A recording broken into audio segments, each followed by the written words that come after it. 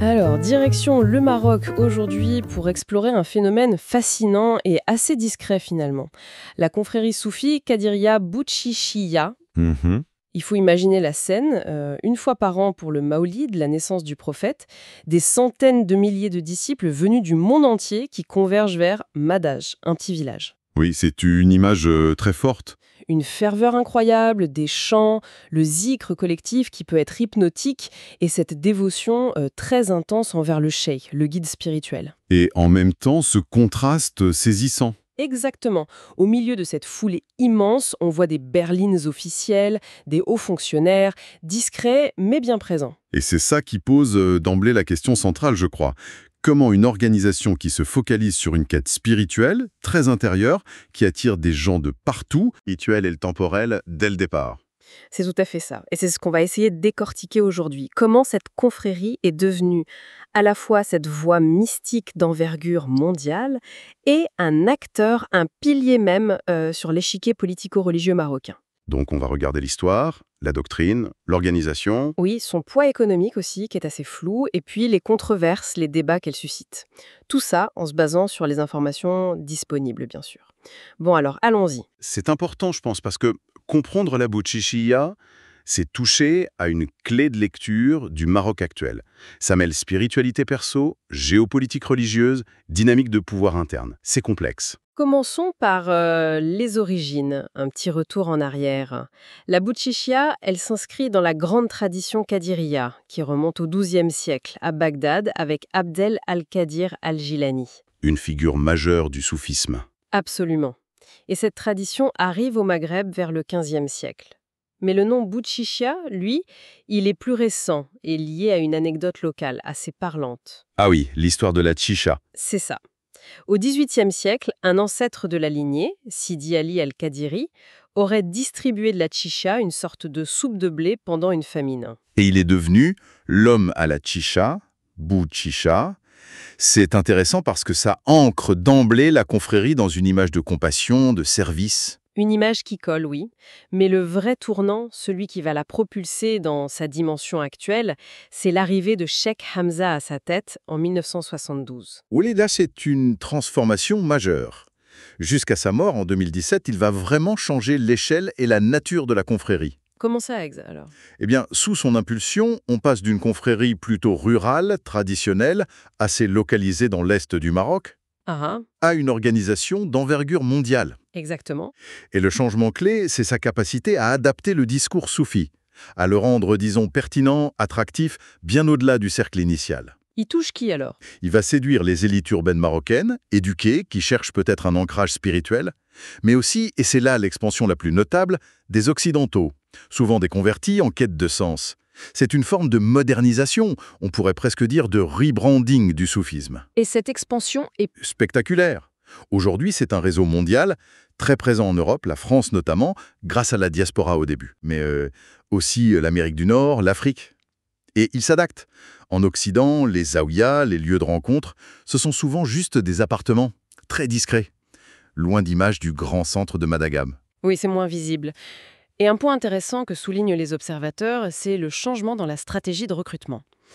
Une source dit « Maintenant, c'est la confrérie qui cherche le disciple, ce n'est plus passif. Ah, c'est proactif carrément, hein ». Oui, presque missionnaire. Et avec des outils très modernes, des colloques internationaux qui ont l'air très académiques, des sites web soignés, des festivals, une communication bien rodée. Mais alors, ça soulève une question, non? Cette popularisation, cette stratégie de communication qui marche visiblement très bien, est-ce que ça ne risque pas un peu de diluer l'exigence de la voie soufie traditionnelle? C'est le débat classique en fait. La tension entre croissance et authenticité.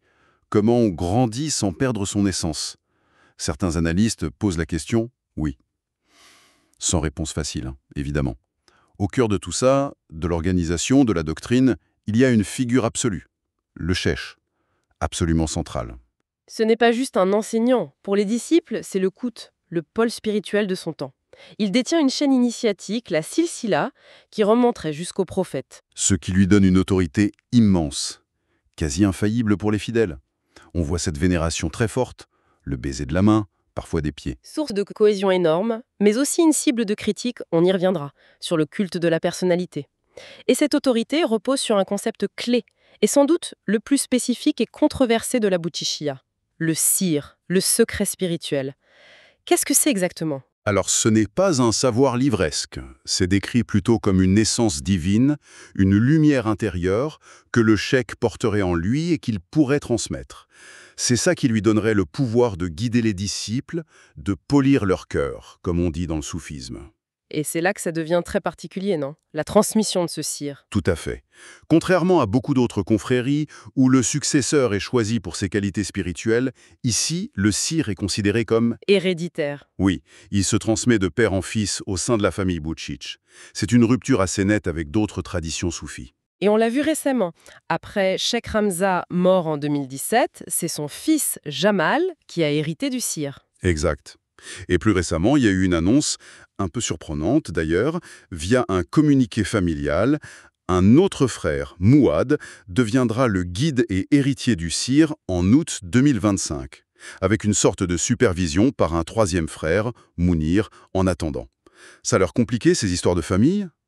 Les sources parlent d'ailleurs de tentatives de déstabilisation interne. Ça suggère que ces successions dynastiques ne sont pas toujours si fluides, qu'il peut y avoir des luttes de pouvoir en coulisses. Donc, si on analyse ça froidement, ce sir héréditaire, ça transforme le charisme spirituel, qui par nature est un peu imprévisible, En un actif familial. un patrimoine dynastique, oui. C'est l'analyse qui ressort. Ça garantit quoi alors? Ça garantit le contrôle familial sur toute la confrérie, son influence spirituelle, sociale et, on va le voir, économique. Ça verrouille le leadership.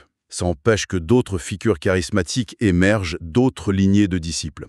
Le sir comme pilier organisationnel, donc. Exactement. Ça assure la cohésion autour de la famille et ça consolide son pouvoir. C'est intéressant, d'ailleurs certains analystes font le parallèle, une sorte de reflet spirituel avec le caractère dynastique de la monarchie marocaine. Une sorte de miroir. Et cette autorité du cheikh, basée sur le sir, elle se vit, elle se renforce dans les rituels collectifs, qui sont très marquants. Ah oui, le zikr, bien sûr. L'invocation rythmée des noms de Dieu, souvent dans des assemblées immenses, c'est très impressionnant. Il n'y a pas que ça. Non, il y a aussi le sama, l'audition spirituelle. Là, on intègre la musique, le chant, la poésie mystique pour aider à l'élévation. Et ça peut mener à des états particuliers. Oui, à la hadra, littéralement la présence. C'est une forme de danse parfois très extatique. On peut observer des transes, des émotions très fortes qui s'expriment, des pleurs, des cris, des mouvements un peu incontrôlés. C'est très puissant pour souder le groupe. Justement, sur ces rituels, il y a parfois des images fortes, des confusions. Qu'en est-il des sacrifices, l'adbiya? On associe parfois ça à certaines confréries marocaines. Alors, c'est important de clarifier ce point. D'après les sources qu'on a pu consulter pour préparer cette analyse, il n'y a pas de mention de rituel sacrificiel sanglant qui serait spécifique à la Boutichinha. En dehors de l'Aïd el-Kabir, bien sûr. Voilà. En dehors du sacrifice de l'Aïd al-Adha, que font tous les musulmans, la confusion vient peut-être d'autres groupes soufis marocains comme les Aïssawa ou les Amatcha. Eux, historiquement, avaient des rituels qui pouvaient inclure des transes spectaculaires et parfois des sacrifices liés à la recherche de baraka, de bénédiction ou à des soins traditionnels. Donc pour la Boutichinha, les pratiques extatiques, comme la hadra, Ne semblent pas liés à des rituels sanglants. C'est une distinction importante. d'accord, c'est noté. Alors venons-en à la relation avec le pouvoir politique marocain. C'est là que, comme on disait au début, ça devient vraiment intéressant et complexe. On parle de symbiose. Oui, et le grand tournant, là encore, ça semble être les attentats de Casablanca en 2003. Un vrai choc pour le pays. Et la réaction de l'État? Dans la foulée, la monarchie a cherché à promouvoir très activement un islam du juste milieu. Et le soufisme est apparu comme le rempart spirituel idéal contre l'idéologie salafiste djihadiste. Et la Boutichinha, avec son discours de paix, de tolérance? D'obéissance à l'autorité politique, le roi, commandeur des croyants, et surtout son absence de revendication politique directe. Elle cochait toutes les cases, en gros. Exactement. Elle est vue comme apolitique, au sens où elle ne conteste pas le régime. Et en échange de cette loyauté, de cette promotion de l'islam officiel, l'État lui offre quoi? Protection, reconnaissance, des facilités logistiques pour ses grands rassemblements, une visibilité énorme. C'est un donnant-donnant assez clair. Mais cette proximité, elle est critiquée aussi. Ah oui, bien sûr. Certains observateurs, y compris dans la presse marocaine, ont parfois parlé de franc-maçonnerie islamique. C'est une formule choc, ça. Qu'est-ce que ça veut dire quand chouche ça? L'idée derrière, c'est de pointer du doigt des réseaux d'influence supposés opaques, que l'appartenance à la confrérie pourrait servir de levier social ou professionnel pour certains membres. Hmm. Surtout dans les élites politiques, administratives, économiques. Un système de passe-droit, en quelque sorte. C'est la suggestion que l'engagement ne serait pas toujours que spirituel. Mais ce sont des allégations difficiles à prouver, évidemment. Et cette alliance, elle peut devenir très concrète, très visible sur la scène politique. L'exemple le plus marquant, c'est 2011, le printemps arabe marocain. Ah oui, le mouvement du 20 février. Voilà. Pendant que ce mouvement manifestait pour des réformes démocratiques, la Boutchicilia a organisé une contre-manifestation gigantesque à Casablanca. En soutien à la nouvelle constitution proposée par le roi Mohamed VI. Quel a été l'impact de ça? Ça a eu un impact politique énorme. Ça a clairement contribué à affaiblir la contestation, à renforcer la position du palais. Ça a vraiment scellé son statut d'allié stratégique du régime.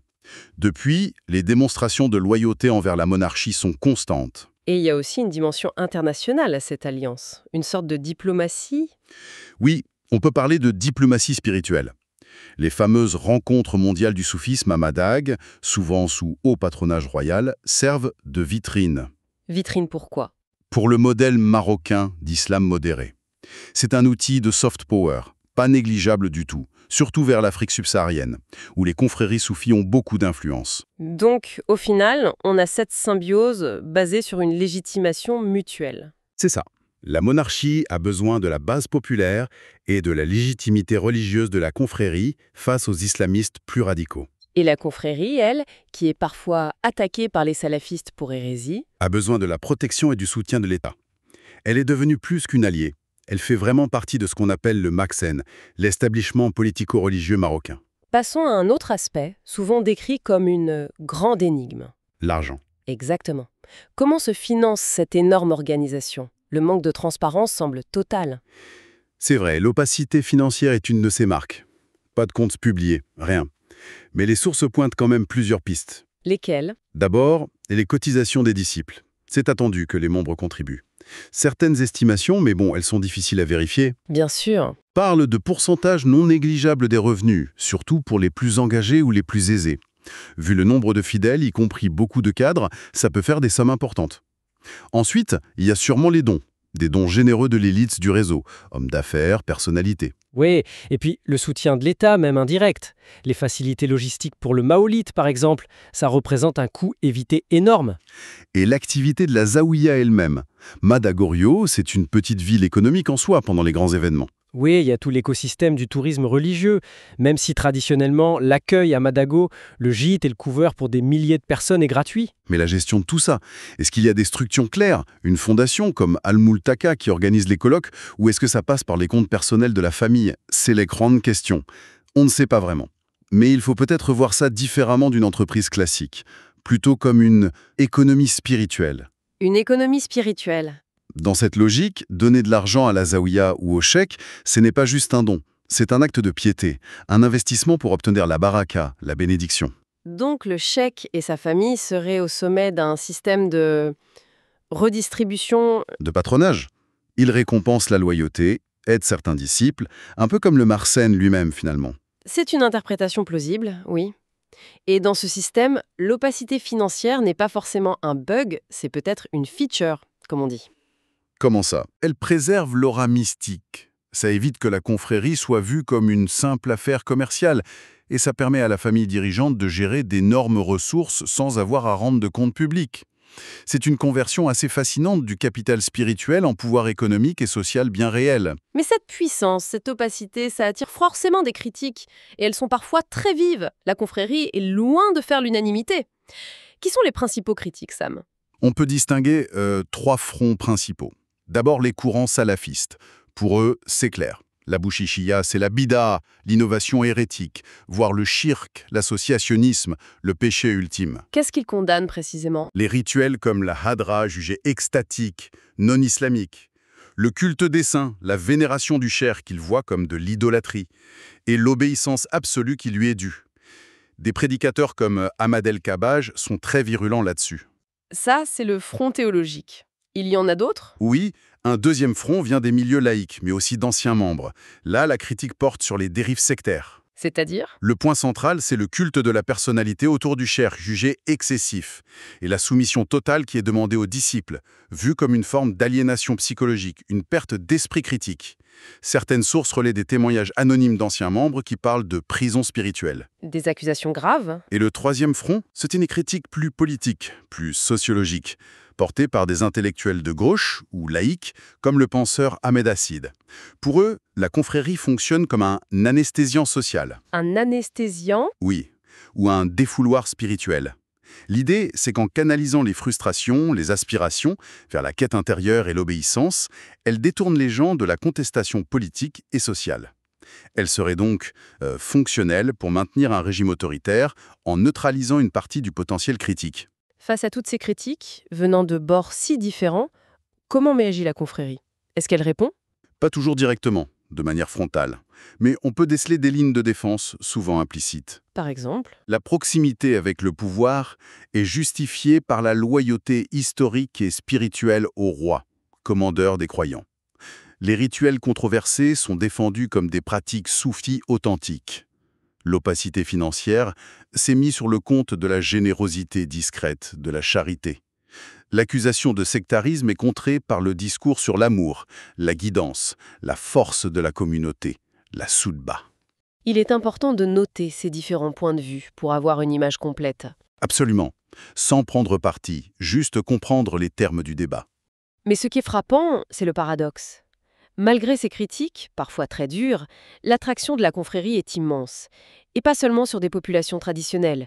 Elle attire aussi, et c'est très notable, des gens très éduqués, partout dans le monde. Des ingénieurs, des médecins, des universitaires, des artistes. Comment on explique ça, cet attrait si fort, y compris chez les élites? Il y a plusieurs facteurs, je pense. D'abord, la Buchichia propose une spiritualité qui se veut compatible avec la vie moderne. L'accent est mis sur l'expérience intérieure, l'amour, la paix, le développement personnel. Pas besoin de se retirer du monde complètement. Voilà. C'est un soufisme qui peut s'intégrer dans une vie active moderne. Il y a aussi l'image intellectuelle qu'elle cultive, non? Avec les rencontres mondiales du soufisme? Oui, c'est très important. Ces colloques abordent des thèmes très actuels. La quête de sens à l'ère numérique, l'IA, l'écologie spirituelle, ça lui donne un vernis académique, un prestige, une respectabilité internationale. Et l'esthétique joue un rôle aussi. Certainement, surtout dans la manière dont elle se présente en Occident. On met en avant la musique, la poésie, l'art soufi. Ça séduit un public cultivé, et ça met peut-être un peu sous le tapis les aspects plus controversés ou plus bruts, comme la hadra pour certains. Et puis, il y a la force du groupe, j'imagine. Ah oui, c'est peut-être le plus puissant. La confrérie offre un sentiment d'appartenance très fort.